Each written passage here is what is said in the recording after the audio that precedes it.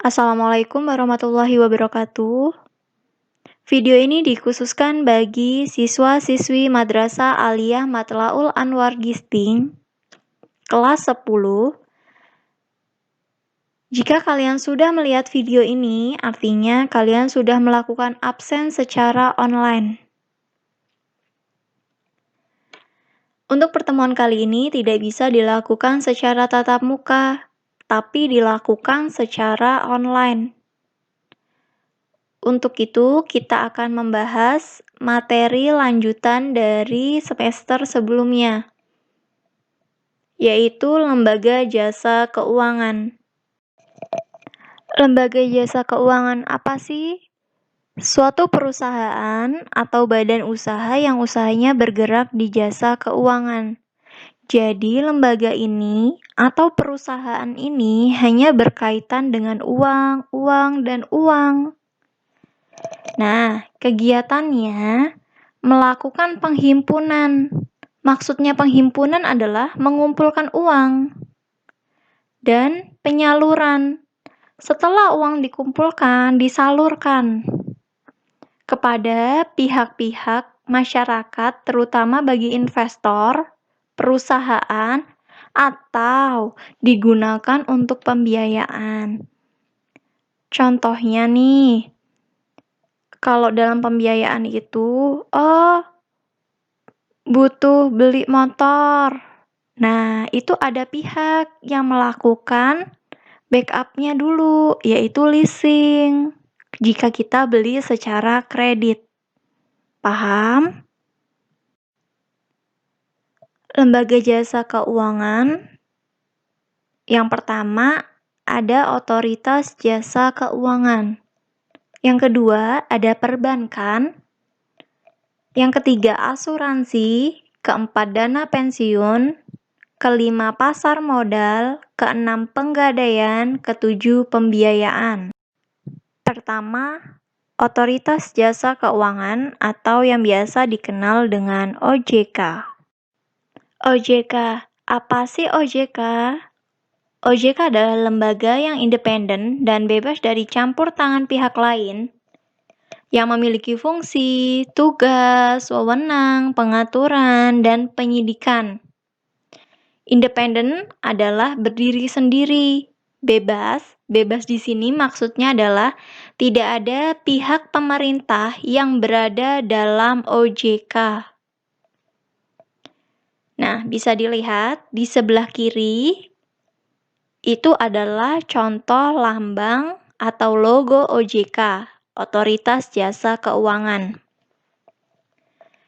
Kan banyak nih ya, contohnya di Play Store itu ada kayak Kredivo. Ya, Kredivo itu contoh pembiayaan. Contoh pembiayaan di Play Store, jika tidak ada lambang OJK-nya, ada kemungkinan dia itu palsu karena tidak terdaftar di OJK. Jadi hati-hati ya. Mana aplikasi yang asli, mana aplikasi yang menipu.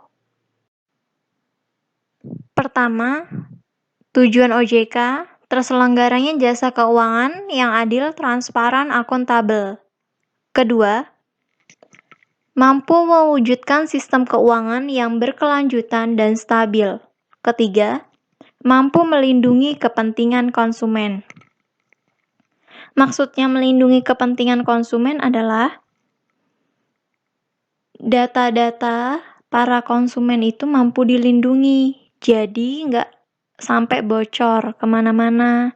Misal data KTP-nya, kok ada orang-orang yang tahu. Nah, itu artinya pihak tersebut, pihak OJK tidak mampu melindungi.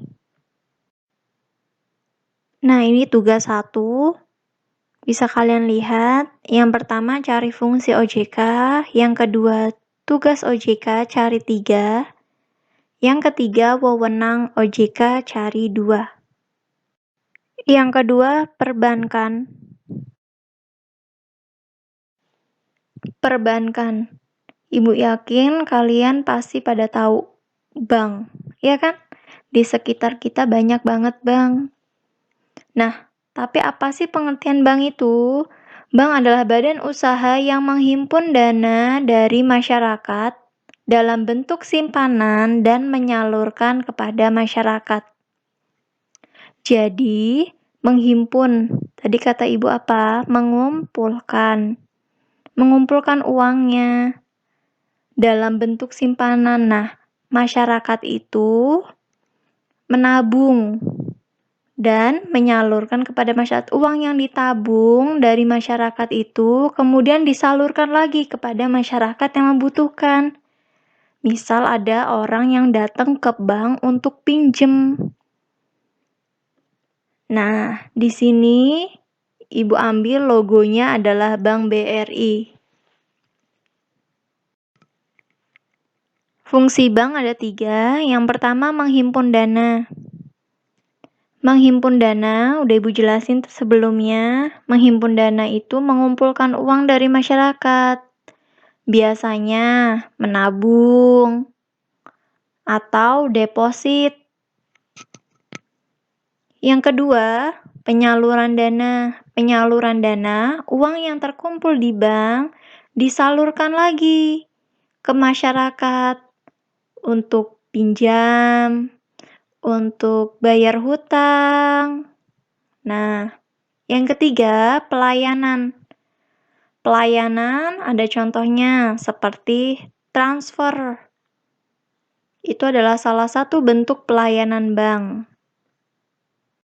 Tugas 2, bisa kalian lihat. Produk perbankan. Produk perbankan yang pertama ada valuta asing atau falas, yang mana uang yang berada di Indonesia selain rupiah, seperti dolar Amerika, yen Jepang, yuan Cina, ringgit Malaysia, yang ada di Indonesia. Itu disebut dengan falas atau valuta asing.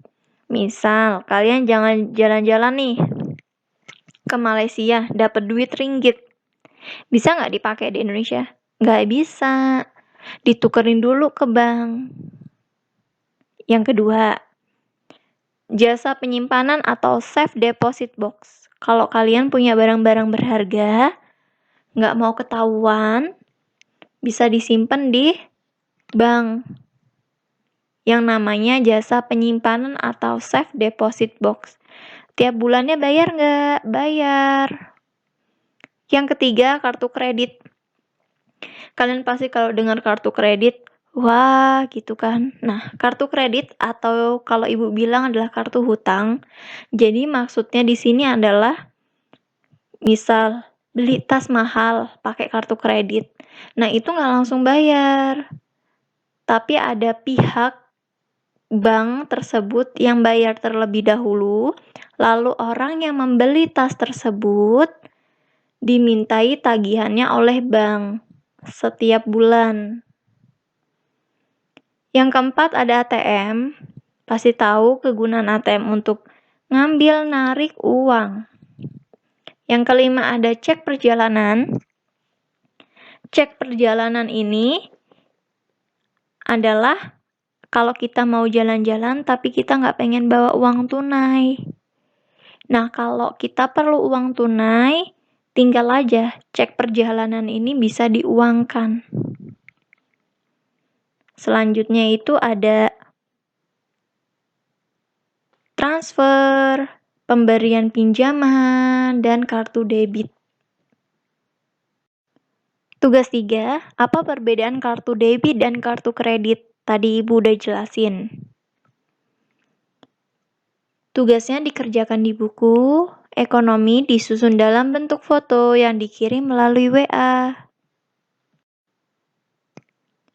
Sekian pertemuan untuk kali ini, kita membahas tentang OJK dan perbankan.